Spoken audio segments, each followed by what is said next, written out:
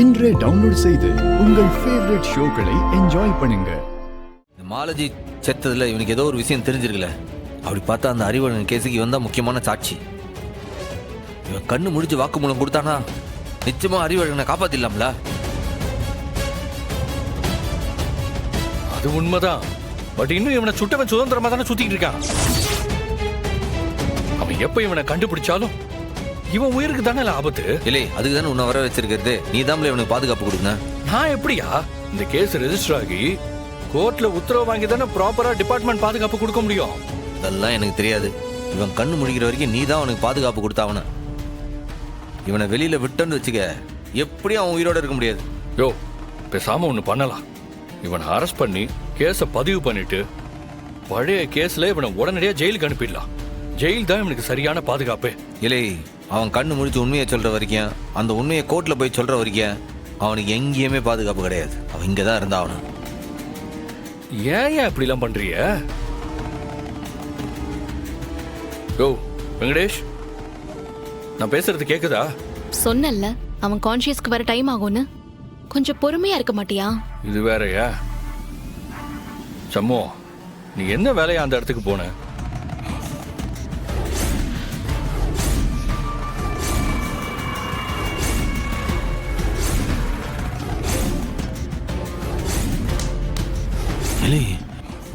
நான் அவனை தப்பா புரிஞ்சுக்கிட்டோம்ல. அவன் என்னை கைவிட்டு விட்டான்னு நான் அவனை கண்டபடி ஏசிவிட்டோம்ல. ஆனா அவன் தான் இப்போ ஒரு வழியவே காட்டியிருக்கான். அவனால் தானே அந்த இடத்துக்கே போனேன். எவையா? அதெல்லாம் நான் உனக்கு போற சொல்லுதேன். உடம்புடி உடனே வா, கிளம்புவோம். ஒரு இடத்துக்கு போயிட்டு வந்தது. என்ன இல்ல இருல வந்தது. சம்மோ, யோ சண்முகம், ஏதோ முக்கியமான இடத்துக்கு கூட்டு போறேன்னு கோயிலுக்கு கூட்டு வந்திருக்க. இல்லை வாழ. ஏப்பா ஏப்பா ஒரு நிமிஷம். ஒருத்தன் இந்த சாமியே வேண்டாம், வீட்டுல யாருமே சாமி கும்பிடக்கூடாது, அதை மீறி யாராவது கும்பிட்டா கொலை வீழும், கோவில் பக்கம் யாருமே போக கூடாதுன்னு சபதம் போட்டானே, அந்த சண்முகத்தை பார்த்த? என்ன நக்கல் பண்ணுதியோ? நான் எதுக்குப்பா நக்கல் பண்ண போறேன்? நீ சபதம் போட்டு முழுசா 4 நாள் கூட ஆகல, அதுக்குள்ள கோவில் வாசல் வந்து நிக்குதியே, புரியலையேப்பா, அதான் கேட்டேன். உனக்கு என்ன புரிஞ்சிருக்கு இது புரியறதுக்கு? காலையில இந்த வீணா போன சிவபாலன் எதுக்கு விடிஞ்சும் விடியாமலும் வீட்டு வாசல்ல வந்து மல்லு கட்டுதான்? ஏன்பா அவனுக்கு வீரா வேணும், அதுக்காக வந்தான். அதுக்கு நான் கோச்சிக்கிட்டு எதுக்கு கரெக்டா டீ கடைக்கு போன இடத்துல பாத யாத்திரைக்கு வந்த ஒரு பக்தர் ஒருத்தர் எதுக்கு உன் கண்ணு முன்னாடி மயங்கி விழணும்?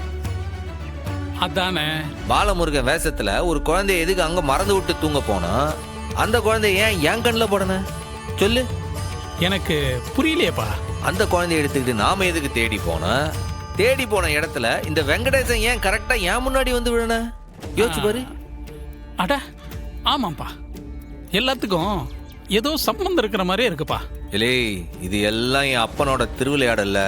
இது தெரியாம தான்ல நான் அவனை திட்டி தெரிஞ்சிட்டு இருக்கேன். எப்பா புல்ல அரிக்குதுப்பா, எப்பேற்பட்ட விஷயம் இது? இல்லை, கஷ்டத்தை கொடுக்குறனும் அவன் தான், அந்த கஷ்டத்துல இருந்து காப்பாத்துறவனும் அவன் தான்ல.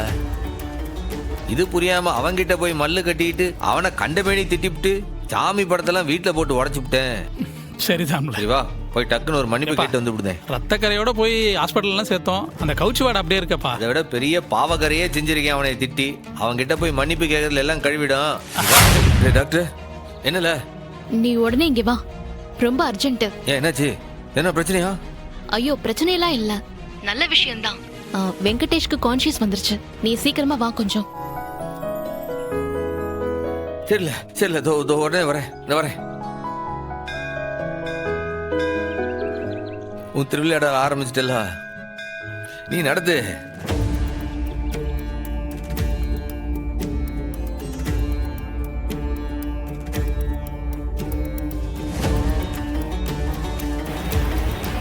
வேல் முருகனுக்கு அரோகரா, வேல் முருகனுக்கு அரோகரா, வெற்றிவேல் முருகனுக்கு அரோகரா, வெற்றிவேல் கரோ. இந்த சண்முகம், எப்படி நீ அடுத்து இதை தான் கேட்ப? கட்டிக்கல.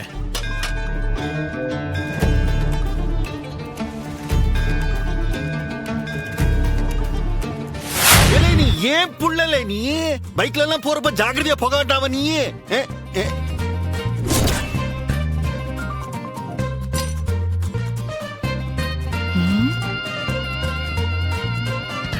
இது என்னடி கூத்தா இருக்கு?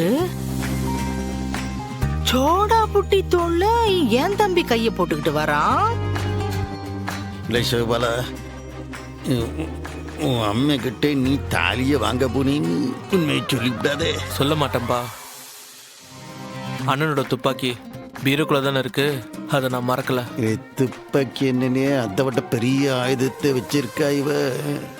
அத்தை என்னது? அதானே இவ அழுது அழுது மாய சூழ்ச்சி பண்ணி உன்னைய டென்ஷன் ஆக்கி அந்த வீரா கூட வாழ வச்சிருவாளே இவ. ஐயோ, பீரா கூடவா? புரியுதுல்ல? அவள்கிட்ட மட்டும் நீ கொஞ்சம் ஜாக்கிரதையாவே இருக்கணும். இந்த மனுஷன் கூட உனக்கு என்ன வேலை? இப்ப எதுக்கு நீ இவரோட சேர்ந்து வர? சிவபாலா, என்ன பழக்கம் இது? மாமா கூட உன்னை பாரு சேர சொன்னது. இந்த ஆறுல இவர் பேச்ச மட்டும் கேட்ட உன்னை வாழவே விட மாட்டாரு, பாத்துக்க. சொன்னா கேளு, இனிமே இவரோட சேராத. என்னடா என்ன பேச்சுது? அவன் கூட சேராது, இவன் கூட சேராதுன்னு. இவன் மூணாவது மனுஷனா? இவன் ஏன் மகன்? இவன் நான் சொல்லுதுதான் கேட்பா, என் கூட தான் இருப்பா. அதை கேட்க நீ யாரு? தயவு செஞ்சு இப்பவே சிவபாலனுக்கு எடுத்து சொல்லு. கொஞ்சம் விட்டாலும் அவர் சிவபாலன் கிட்ட இருந்து வீராவை பிரிச்சிருவாரு, நீ பாத்துக்க. போங்க. சொன்னா இந்த மனுஷன் கேட்க மாட்டாரே. வேற வழியே இல்ல, கேக்குற மாதிரி தான் சொல்லணும்.